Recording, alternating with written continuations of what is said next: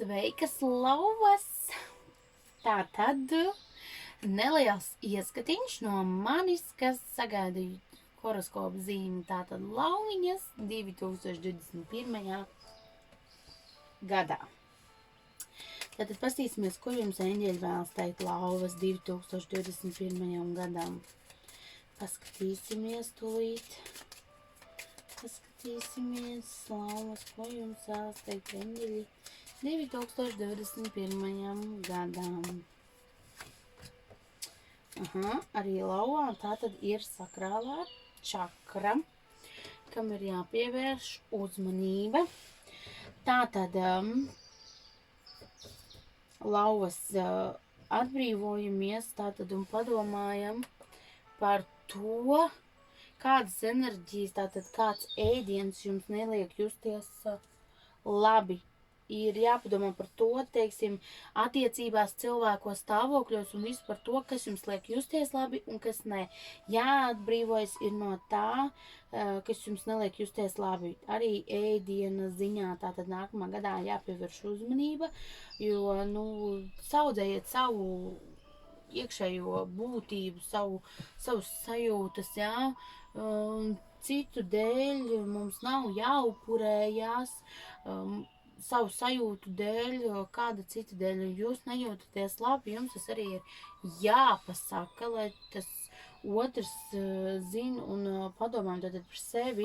Arī noteikti darba jautājumus tas ir, necenšamies izdarīt vairāk nekā mēs varam, jo līdz ar to mēs varam izdegt, pasaudzējam sevi, savus enerģijas, savu to iekšējo būtību, sensitīvo pusi, Un klausamies, lūk, arī, teiksim, blakus ir arī attiecīgi kārts, klausieties savās sajūtās. Jūsu ķermenis jums dod ziņas par to, kā jūs jūtaties. Ja jūs jūtaties labi, tā tad viss ir labi, bet ja ķermenis signalizē lauvas mīņās, es nejūtos labi, mana lauva, tā tad nav labi, es nejūtos labi, vai nu blakus kādam cilvēkam vai attiecīgi vienalga kaut kādā situācijā, ja ķermenis jums rāda priekšā, burtiski signalizē, es nejūtos labi, tad no tā vajag atbrīvoties no šīs sajūtas jau pirmkārt, otrkārt atrisināt šo situāciju vai to sāpi, kas to dara.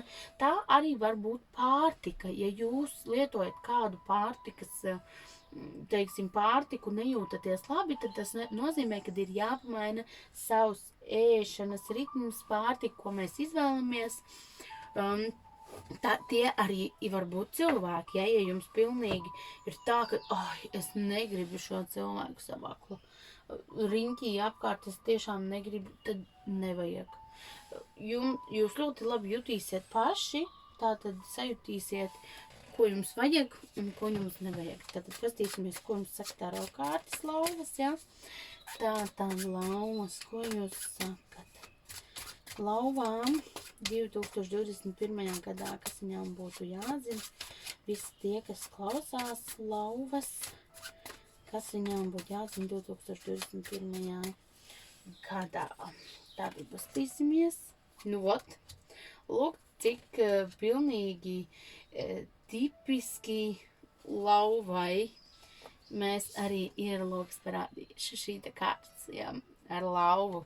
Tātad mēs jutīsim savu iekšējo spēku, savu iekšējo būtību, mesties visur, bet ar prātu, neizslēdzam arī prātu, bet mums būs ļoti daudz spēka un enerģijas, lai iet uz priekšu un cīnītos. Ļoti daudz lauvas būs arī ļoti daudz sapņi, tātad vēlmes, tādas cerības, tātad piepildam savus sen lolotos sapņus, piepildam savas cerības, sapņojam, jo sapņojot mēs ļoti bieži atrodam tieši to, ko mēs tieši vēlamies, vai darīt, tādā veidā atrast.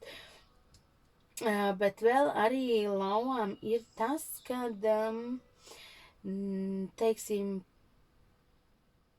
ar mēru, jo ja mēs to nedarīsim ar mēru un tāpat arī, ir jādomā ar prātu, ne tikai spēku. Ja mēs nonāksim līdz tam, līdz mēs izdegsim, līdz atradīsies kāds, kas izdegšanas, ja mēs izdegam, tad loģiski, ka pēc tam mēs jūtamies slikti.